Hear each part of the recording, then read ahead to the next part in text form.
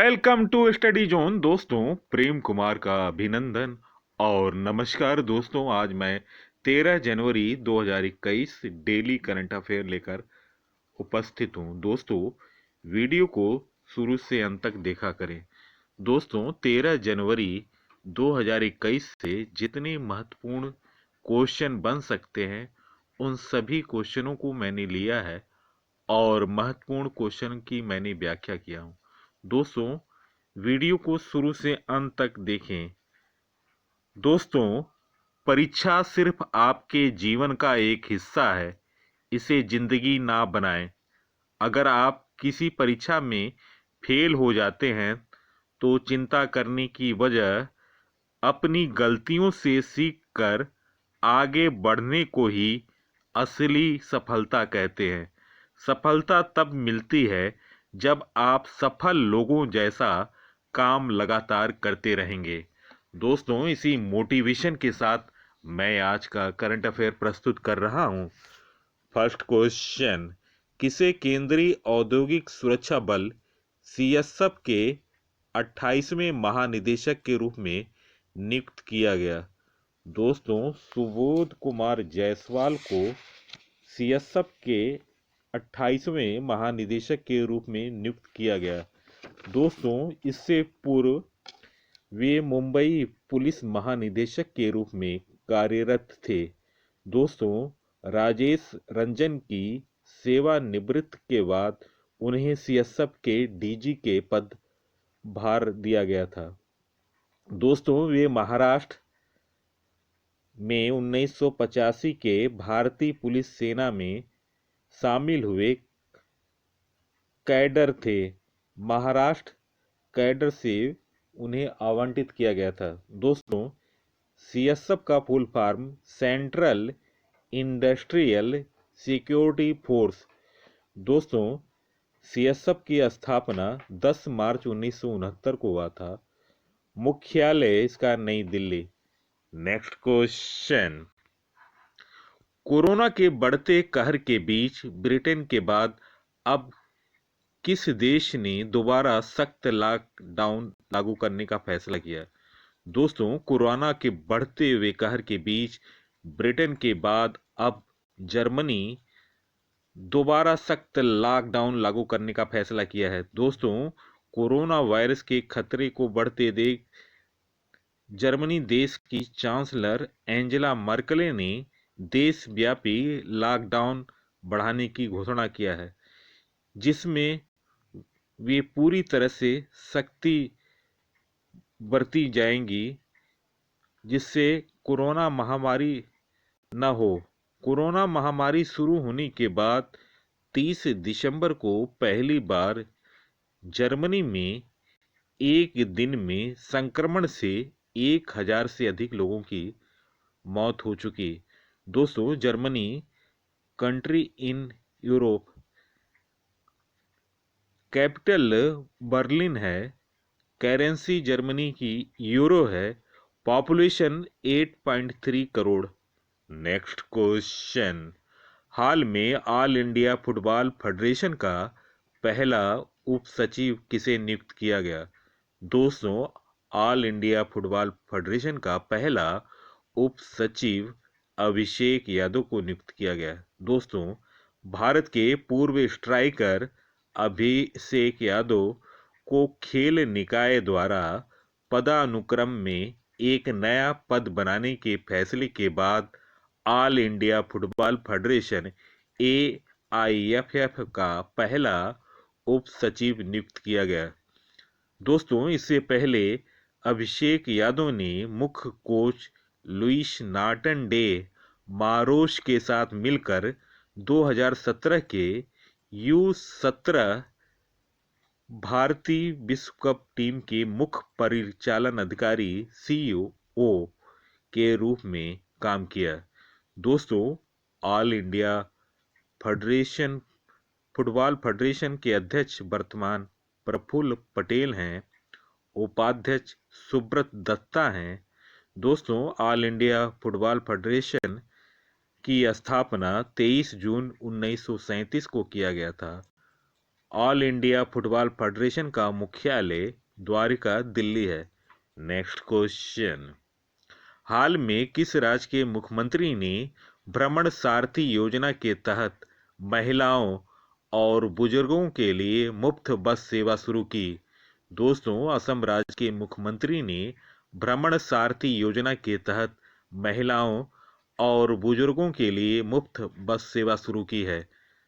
Next question, हाल में the Chronicle of फिलिंथ्रोपी के द्वारा जारी सबसे बड़े दान की वार्षिक सूची में कौन शीर्ष पर रहा? दोस्तों, Jeff Bezos. The Chronicle of Philanthropy ने सबसे बड़े दान की वार्षिक सूची जारी की है। दोस्तों, पहले स्थान पर मौजूद अमेजन के मुखिया जेफ बेजोस ने वर्ष 2020 में जलवायु परिवर्तन से मुकाबला के लिए 10 अरब डॉलर यानी 732.39 अरब रुपए का दान किया। दोस्तों, दूसरा तथा तीसरा सबसे बड़ा दान फिल नाइट उनकी पत्नी पेजी ने नाइट फाउंडेशन को 90 करोड़ 65.89 अरब रुपए और ऑरेगन यूनिवर्सिटी को 30 करोड़ डॉलर 21.96 अरब रुपए दिए। दोस्तों, चौथे स्थान पर मौजूद फेसबुक के मुखिया मार्क जुकरबर्ग और उनकी पत्नी प्रिसिला चान ने 25 करोड़ डॉलर यानी 18.30 अरब रुपए का दान किया। दोस्तों, यह Center for tech and civic life को दिया, जिसने अमेरिकी चुनाव में मत सुरक्षा पर काम किया था। दोस्तों, पांचवा सबसे बड़ा दान होम डिपोट के आर्थर ब्लैक ने 20 करोड़ डॉलर यानी 14.64 अरब रुपए का अटलांटा के चिल्ड्रंस हेल्थ केयर को नया अस्पताल बनाने के लिए दान किया। नेक्स्ट क्वेश्चन, दुनिया के सबसे अमीर व्यक्ति कौन बने? दोस्तों, दुनिया के सबसे अमीर व्यक्ति एलन मस्क बने। ब्लूमबर्ग बिलियनियर्स इंडेक्स के अनुसार टेस्ला के सीईओ एलन मस्क अमेजन के जेफ बेजोस को पीछे छोड़ दुनिया के सबसे अमीर व्यक्ति बन गए। एलन मस्क की कुल संपत्ति 188.5 बिलियन डॉलर से अधिक आंकी गई। दोस्तों, हाल में टेस्ला कंपनी के शेयरों में 6% की बढ़ोतरी ने अपने सीईओ की स्टॉक होल्डिंग और विकल्पों का 10 बिलियन डॉलर तक बढ़ा दिया, जिससे उनकी नेट वर्थ लगभग 188.5 बिलियन डॉलर हो गई। उनके साथ ही 2% से कम की मामूली वृद्धि ने बेजोस के अमेजन AMZN के शेयरों को लगभग 3 बिलियन डॉलर तक बढ़ा दिया, जिससे उनकी नेट वर्थ 187 बिलियन डॉलर हो गई। ब्लूमबर्ग के अनुसार बिल गेट्स अब 132 बिलियन डॉलर की कुल संपत्ति के साथ तीसरे स्थान पर हैं। दोस्तों, टेस्ला स्थापित हुआ था 1 जुलाई 2003 को, मुख्यालय कैलिफोर्निया, संयुक्त राज्य America. Next question, 12 lakh crore रुपए के मार्केट कैप वाली दूसरी भारतीय कंपनी कौन बनी?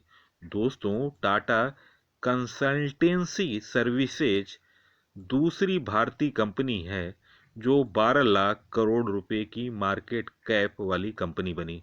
दोस्तों, टाटा कंसल्टेंसी सर्विसेज के सीईओ हैं राजेश गोपीनाथन। फाउंडेड 1 अप्रैल 1968, हेडक्वार्टर मुंबई।